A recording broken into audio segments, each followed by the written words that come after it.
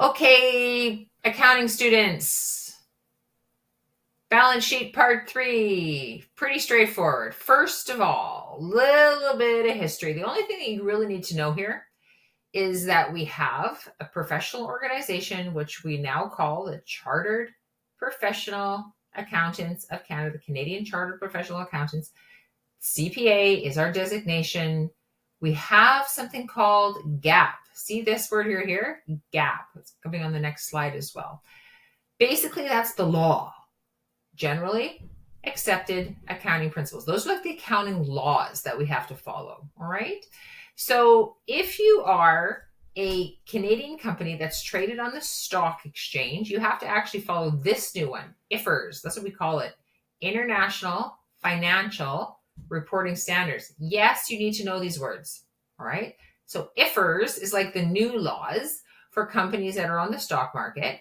GAAP is for the other companies, like the one that my husband and I own, that we don't sell shares on our stock market, right? Or on the stock market.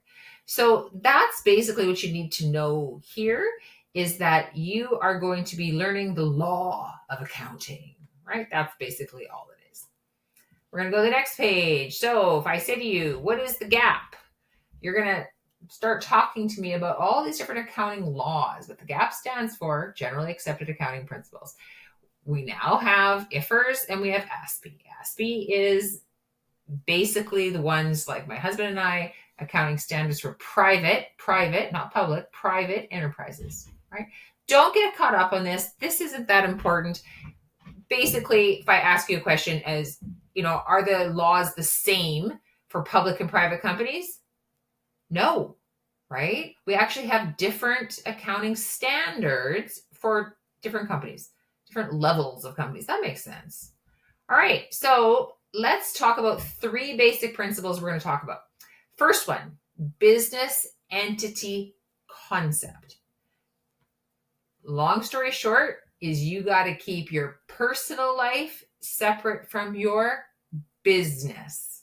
All right. And we talked about this already. We've done some net worth examples. And we've said what belongs in the business category, what belongs in the personal category, right? You cannot have them mixed up. So here we have a company called Easy Rentals.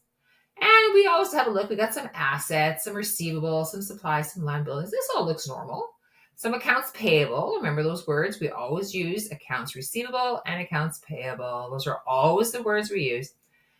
Couple companies that we owe money to. Oh, we have a bank loan. Ooh, we have a mortgage.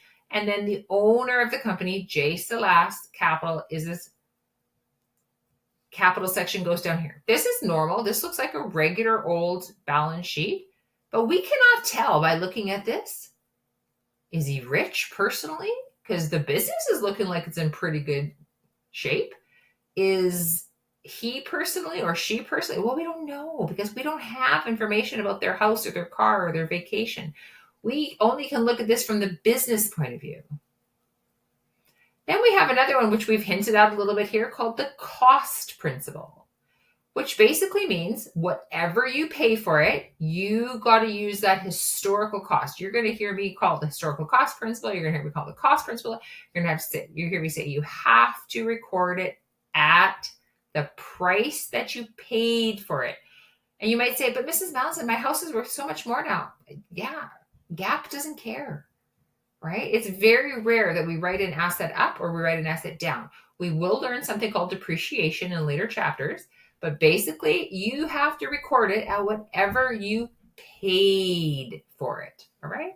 So consider the amount listed for supplies. The supplies must be listed at the price paid for them, not their current value, right? Because let's face it, you bought almost $3,000 worth of supplies. Well, you're going to use those supplies up. We're going to learn about how to deal with that later in the course, all right? Whatever you pay for gets recorded on the books. And the third one is something called the continuing concern concept. So this is a law that basically says you have to continue to think that this business is going to keep going. And you might think, that is a weird law, Mrs. Mallinson. Why would I not think that? As the accountant, you are going to be receiving some privileged information, some information that other people might not know.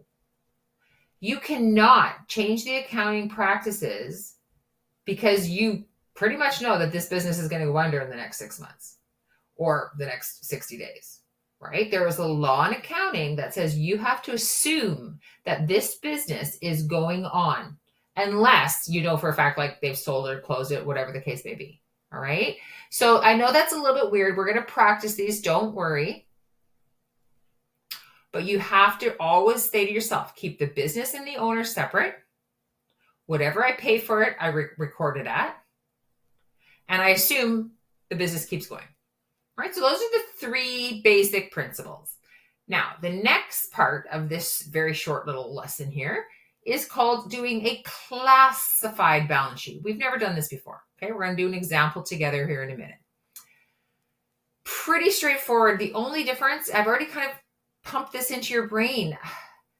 Now we're going to label it current assets, and we're going to label it long-term assets. We're going to label it current liabilities, and we're going to label it long-term liabilities, right? From now on, moving forward, every balance sheet in this class is now called a classified balance sheet. Regular balance sheet, you just put all your assets together, all your liabilities together. Classified balance sheets, we now separate. And that's why I taught you this even last week. From week 1, I taught you something called liquidity order and how to list them. So current assets are cash and assets that are going to be converted to cash within a year, like our receivables. We could call those people up and tell them we want our money. Current assets also includes assets that will be used up, like supplies, prepaid insurance, and inventory. Inventory is always a current asset. Long-term assets, I want you to think, am I going to use it up in the next year? Well, no. Land lasts forever. Buildings are like 40, 50, 60 years. Equipment is going to sometimes a decade or more. All of this is sometimes called property, plant, equipment. You might see that word. So those are all going to be listed in the long term. So current assets, you're listing in order of liquidity.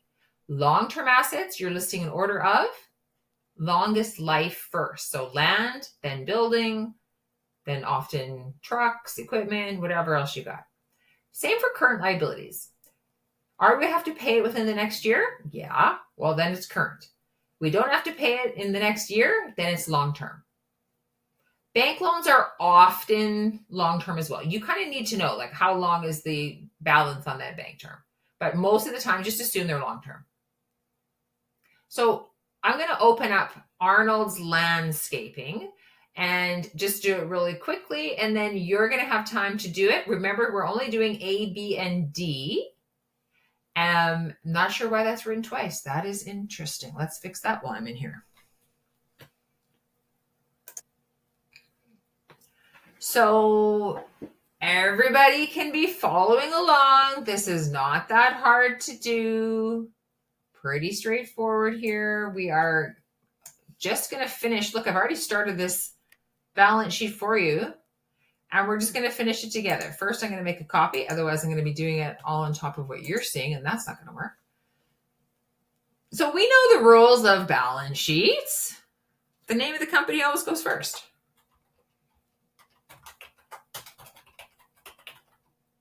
Arnold's Landscaping. Yay! Just like it says in the title. Pretty straightforward, Arnold's Landscaping. So from now on, we're going to have a title and a subtitle. Well, you already know how to do your titles. We have assets. We have liabilities. Look, I've already even got it bold. So nice. And then we've already got the owner's equity down here. Now, I like to kind of make it stand out a little bit. I'm going to make mine blue just so they can really pop off the page, right? And remember how we use the Format Paint tool. We click on the first one, we make it perfect. Bold, underline, whatever you want to do. Then you click on the paintbrush and then you click on the bad one and it'll make them the same, okay? I'll make this a little bit bigger. Oh, that looks so nice. Oh, look at that. So nice. Now, from now on, we have to have new subtitles. We're going to have one called Current Assets from now on. Now, cash, accounts receivable, supplies, those are all current. Uh-oh. Furniture, equipment, and truck is not. So I'm going to move those down. And then I have to say total current assets. All right. Well, oh, Mrs.Mallinson taught us what to do here. We know how to do this. We got to put our line there because we're going to add it up. And then we're going to just add those up. You know how to do that.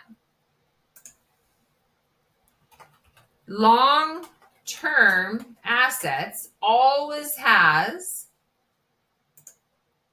a hyphen between long and term. And if I underline current assets, I should underline long-term assets. But I actually don't really feel like underlining those, so I'm going to take that one off and just have them bold. No, you do not have to bold your totals down here. So now I'm going to say total long-term assets. All right, well, I know how to do math. I put a line in first to indicate I'm doing math. I press on equals, and oh my gosh, Google Sheets is just too kind. It does it for me.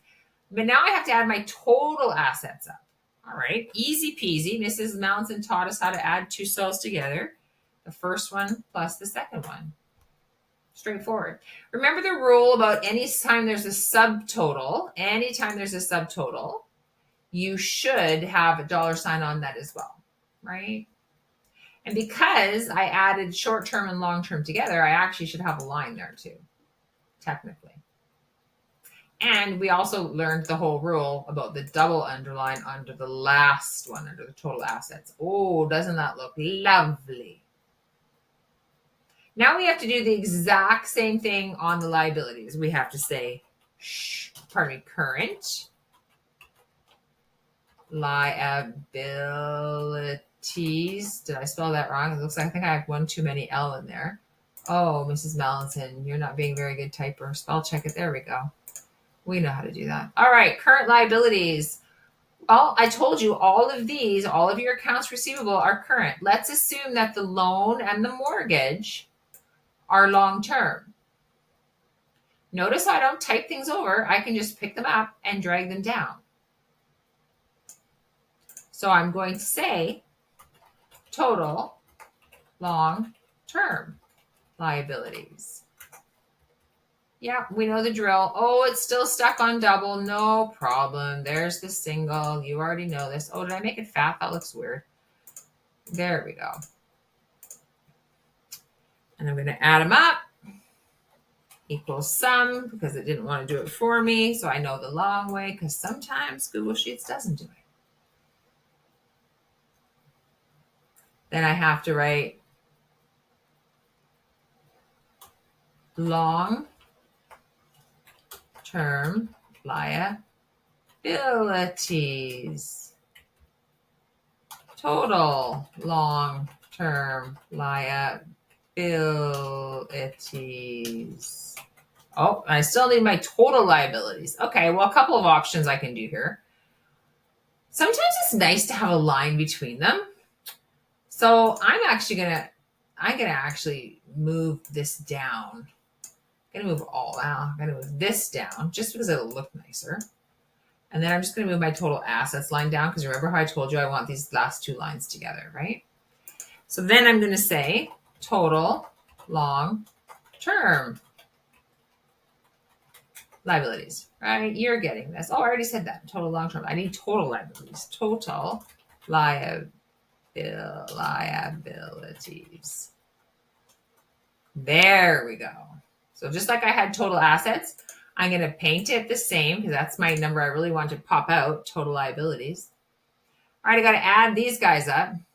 Well, let me show I'm doing math. Here we go. Total long-term liabilities, there's only two. I'm just going to say equals 1 plus the other. How fast am I? No, do not autofill anything. And then my total liabilities, obviously, is going to be my short-term or current plus my long-term. Hey! So then I can figure out my capital, and you all know how to do this. Equals your total assets minus your total liabilities. You're almost done. You have to do just what it says now. Total liabilities and owner's equity. Yay! Equals total liabilities plus owner's equity. And voila, it'll be the same. Now, I've already got that one looking perfect, so I'm just going to paint it the same. There we go. And I should have a line underneath there because, again, I did math. Anytime you do math, you need a line. Actually, we need a line under this one too. There we go. We're actually going to learn coming up shortly that we're going to use 2 columns, but that looks really good right now. Now, part B. Comment about the business's ability to pay its debts. What did we talk to you about? How much cash do they have? Well, they got $8,200. Well, if the people that we owe called us up and said, I want my money, could we pay it? Yes, we could. So that's not bad. Do we have more current assets than we have current liabilities? Yeah, we got like a 2-to-1 ratio. This company's doing pretty well from a short-term ability to pay its debts. Now, it's got a mortgage of $24,000, and what's really weird is there's no building over here to go on the mortgage. That is weird, okay? But this is just weird. There would normally be a building. I don't know why. This is just a question. But you'd have to say, what's the building worth? Maybe they took out a mortgage on the equipment. It's possible. Maybe it's very expensive, highly sought after equipment. So the mortgage of 24 on the business of 42, that's not bad. It means it's over half paid for, right? Well, it's about half paid for. It'd be 21 and a bit. So are they in a bad financial position? No, they're okay. Would I like to see no debt? Yes. But they have more in capital, right? So that's owner leveraged than they have in liabilities. So this is a good sign, right? And again, remember, capital isn't cash.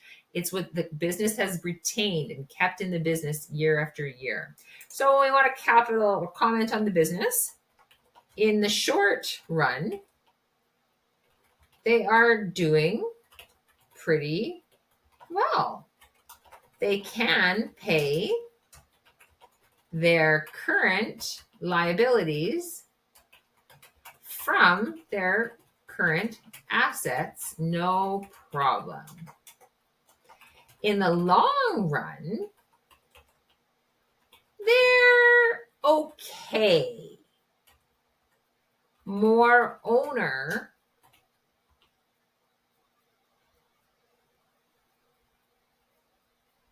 worth than debt. That's the main thing. Although I'd like to see no debt, but a girl can dream, right? Voila. It's not that hard, right? You guys already know this. Oh, here's something's weird. That one's underlined and that one's not. Yeah, I don't like that. Again, little things like that. You have to make sure. I don't mind this one being underlined, like these 3 levels. And if you really are like, oh, this looks really like, it's kind of like all squishy in here. Can't I move this down a little bit more to kind of have more space? Sure you can. You're allowed to do that. Again, then just move this one down to be a cross. You want your total assets and your total liabilities and owner's equity on the same line, right? You want those 2 on the same line. So, why is that bold? See how total liabilities is bold? That's weird. So little things like that, just depending on how your template is set up.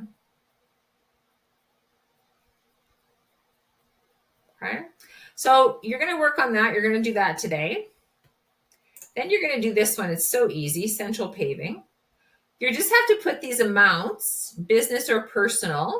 So account receivable, you just drag it. Obviously, that's business, okay? Boat and motor. Well, what kind of business is this? It's Central Paving Company. So they do driveways. Does somebody who do driveways, do they have a boat and a motor that belongs to the business? Of course not, right? That would be a personal amount, okay? So when you add these where you think they're going to go. You're going to go down and you're going to go asset, oh, account payable. That's a liability. Then you're going to insert a row. How I did that is I went on top of the 22, right clicked and said insert row above. And then I want you to have your liabilities. So you're going to add liabilities. You don't have to do short and long because this is more just changing the business from personal. Here's our assets, right? I'm going to, again, I like to make these pop a little bit. I like to kind of sometimes make them blue because then they really just kind of very easily jump off. Right, so you're going to add them, business and personal, and then you're going to need, we're going to need another one, insert row above, because we're going to need total assets. Yeah, that can stay blue, that's fine. And then you're going to need total liabilities. And then you're going to have net worth / capital, right? Because it'll be what their worth or what the owner's equity of the capital is. And then you're going to add up all the ones that are in the business. So you're going to have them all up to here, all the ones that are in the personal, right? So these are going to go in different categories. Then you're going to add up these ones, put the answer here, add up these ones, put the answer here, do your same thing for your liabilities, and then figure out your net worth. Okay. We will take this up in class, because I want you to try that. Now, this is not going to take you the whole period. So when you're done that, I'm also going to be releasing the next assignment called Rockin' It Sports and Coming Up Daisies. All right, now don't think you're going to get that done. That'll take you a little bit longer because you're going to do 2 more balance sheets together here. And I will circulate and give you some help when I'm back tomorrow. Right? But you have a lot of work to do, and I expect you to be the awesome, mature class that you've shown yourself to be. Thank you.